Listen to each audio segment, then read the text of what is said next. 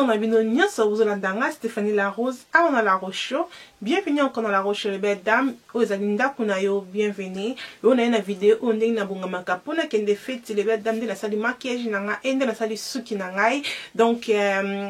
nabaki pourquoi pas la filmer modèle la suki nanga oyo. Même si vous en avez ko sepela nango, et là c'est filmer modèle la make-up nanga oyo. Donc, les vidéos mon kaka ke get ready with me really. Donc, on est dans ce salle nabino, on a son na bongamaka pour nabima. Nakoloba mingite nakotika bino moko bolanda. Merci. Et là que le boss n'a pas causé les chers moisturizer pour nako lembisa suki nangai et nako cha leave in conditioner na chango pour na garder suki nangai bien et nako cha organic soft wana pour na lembisa suki nangai. Donc après wana nako ko kabola suki nangai na 3 parties pour nako benda ponytail pour nako benda nwani na ozana pour ça kabola suki na 3 parties ni bomona ya liboso. Donc c'est vraiment simple pour na yemo ko sala na nda couper facile. Donc maintenant on a suki wana avant que tout côté na maquillage. Donc nako benda ngo bien et nga vraiment ko tia gel ebele na motute na tia kaka gel liboso na kata suki vraiment na tia ka gel te on les a dit choice nanga mais ceux qui ont nga gel ebele ko tia gel ebele za na problème te na ko tia gel na ba point wana pe na bendi ponytail nanga ya liboso on za nango posa yango wana na sali e benda ni ponytail. Après tu vas tracer les suki au besoin monizali na osa les sous ponytail ya mibale ou na ko sala. Donc besoin monizo tracer suki bongo. Donc ce que vous allez cheveux naturel ko banga na ote. Donc sala ngo avant que olala denga na sala katango ko kanga kitambala na yo okomona ke suki non e kolala bien. Mais ce que sala ngo le même jour au moins pas que suki ko zala vraiment bien té comme cheveux naturel sur motebi que ça ka moi kilo pona ko sala ponytail na yo ezala elala bien vraiment. Après na sala noni nanga ya suka noni ya suka ngwana na sala pe na bendi yango. Donc bomona ke zali na 3 noni na mtu wana nyokufa ponanga mabaki ya kulusu mukongala mopandi makila tangi ya walini ele la basabatani maipena leli parce que to kotina elongi lokal bosuna ko pakolzali base na ocha base na nga enjo pona elongi e umela po ke ebimisa oil. Après na zo sala concealer ya couleur à orange. Donc na ocha li kolambanga po ete e bombanga ba tache na li kolambanga avant que na tia fond de teint e na ko tia fond de teint ya black up fond de teint on a somba on a Sephora na Paris na ezaki 41 € la quand même cher mais na lingango c'est bon. Donc na pa ko la fond de teint au bien na elongi pe na ko bendango bien bidimo ko bebi question na saler les brosses. Après on a ko saler la éponge à beauté pour être ko vendre sa fond de teint bien na peau et vendre bien. Donc na bendango bien et puis na ko tia ko beta on a éponge à beauté pour être fond de teint et vendre kitoko. Après on a ko saler la concealer nanga ya elegant ya couleur à Sophie. Donc na tia ngwana pona efungolanga ebimisa lumière na elongi comme on ki fond de teint salenga couleur moko et concealer ko asko pona ko bimisa lumière na elongi nanga. Donc na tia ngo pena ko benda ngo na éponge à beauté très bien nde bozo mona wana. Après na ko tia finishing powder pona ko longola mafuta o ezali ya concealer wana na chepe na ko bosana te ezate ke nazo tia pona ko bec elongi nanga te nazo chance pona elongola. Après na ko tia NYX wana ya loose powder o ezali ko pona ko bec elongi nanga vraiment elongi nanga evanda bien pona oil e wumela longtemps pona ko bima wana na ko tika ngo botana ko tia. Après na ko kota skoyo na miso ko la fard à paupières ya NYX avant que na tia ba fard à paupières na miso na ko zo couleur wana bozomona na ko tia ngolo couleur na nga transition na ko benda yango bien pe na ko zo couleur wana na la sabino za mo chocolat na ko koloba ya ngel ya shining nde na ko zo na ko tia na se wana. Donc miso na nga na sala yango vraiment simple et na ko zo couleur ya moi mundu ezali mundu ya makasite na ko banda ko benda yango kaka na point ya misu na ngai na posate ki epanzana. Donc ce que ça na mundu moko ya makasi vraiment te ko zala bien mingi pe na ko su couleur na nga o ya moi gold wana ko kolobeza ko chocolat na ko benda yango pe na ko tia crayon na nga na se ya misu ya mwindu pona efungulanga misu pe na kocha eyeliner na ko tracer winglana na nga bien bobi ke winglana ezalaka bien ce que sali misu no po tracer winglana e bendaka biso misu e salaka biso misu wow donc de bozo mona zo tracer winglana wana na kwa kocha couleur wana ya chocolat na kocha ngona se ya misu pona kufungula misu pe na zo couleur wana chaki ya mundu ya pete wana na kwa kocha ngona coin ya misu pe nde bomoni wana et na kocha mascara ya mwindu na kocha mascara belete pona kocha ba fossile awa to kotina elongeli sous les belles dames na kocha la bien musique awa obino moko bolanda merci kola bolingo ezali yo ya welanga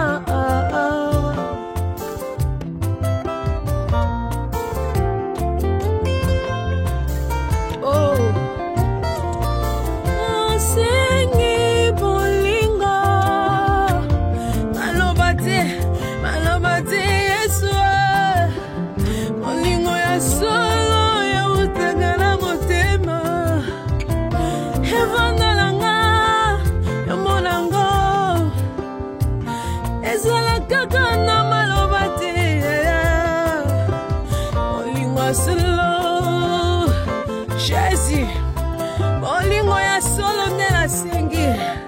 ya mokili te ewutaka na yo mokonzi evanda na ngai ekonza na ngai Jésus oh soki nazangi yango nazangi nyonso ezala motema na ngai mpe na misala na yo nde komona ngo bata mokili te oh Jésus oh maloba te ya pomba te ya solo ya solo ya solo ya solo awa nazongi siko na suki les belles dames tant aussi sa maquillage nanga bomunde suki nanga elali na tiaki vraiment gel ebelete mais botala ndinge elali après na ko zosko mal hair nde na ko salela ozali ya twist oyo donc nde bozomuna wana nazo twist suki nanga isima po ebomba banwani nanga ona sali donc bomunde na twistant pe na ko zo ba pince na tie pince ezali vraiment facile les belles dames nazo twistant nde bozomuna na ezo kende ezo zonga sima nde nazo ngumba suki après nazo sous pince nanga na tie donc eza vraiment facile pour na kocha donc na koloba mingi te les belles dames na kotika bino bomona ndenge vidéo eza ko sala donc pour na explication ezala claire sengi bolingo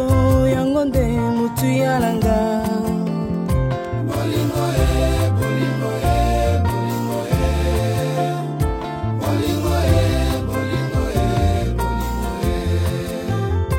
bolingo bolingo bolingo koki komboyelanga nyonso kasi bolingo te pona bolingo nzambe otikaki kita bokonzo kitila se dimi okufa pona nga mabaki yani akulusu mokongala mopanzi makila tangi ya walili eli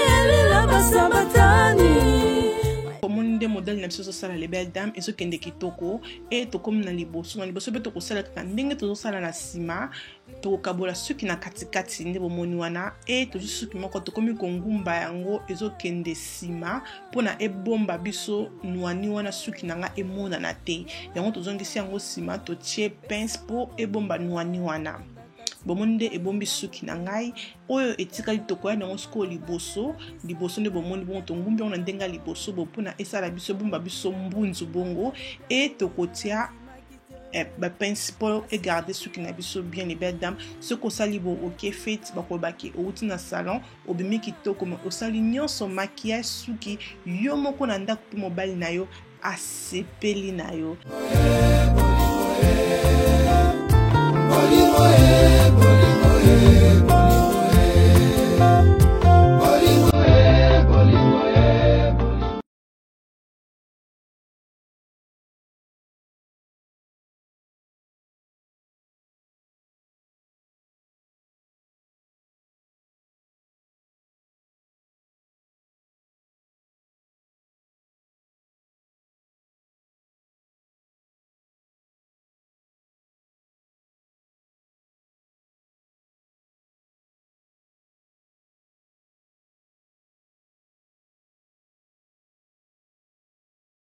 nyonso bantinanga ne bande pe bokom nanga na suka nzambe apambola bino nyonso ko boza to communiquer vidéo oyo bakisi implice na mtu na le bel dame ko aimer yango ko sala ngai bien ko sala abonner na chaîne nanga avant obima ko sala ngai bien makasi. Merci na ma boss brothers, merci na mtu landaka ngai wana tukutani à la prochaine. Tinate et Combinatina. Bye. Bonjour, nabino nyonso bozolanda ngai Stéphanie La Rose. Lelo na libino vraiment nouvellement quoi bien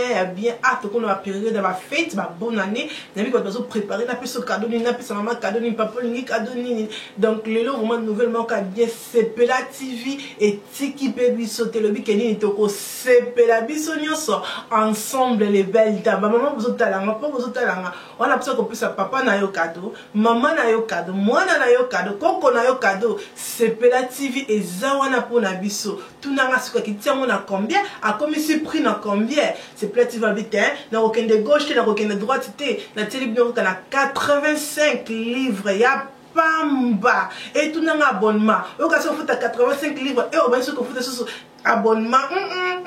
c'est plati va vite le cause de la période ba fête na peu c'est bango na 85 livres et na ba c'est bango 4 mois ya ofele babi 4 mois ya ofele ya kolanda politique awa na kata Sepela TV, sport awa na kata Sepela TV, théâtre awa na kata Sepela TV, bébé bazo la inge olingo tika de baba na calme awa na kata Sepela TV. Dans Sepela TV libiso nouvelle oya bien donc maman sombela papa pe sombela maman pour la biso nyonso to Sepela.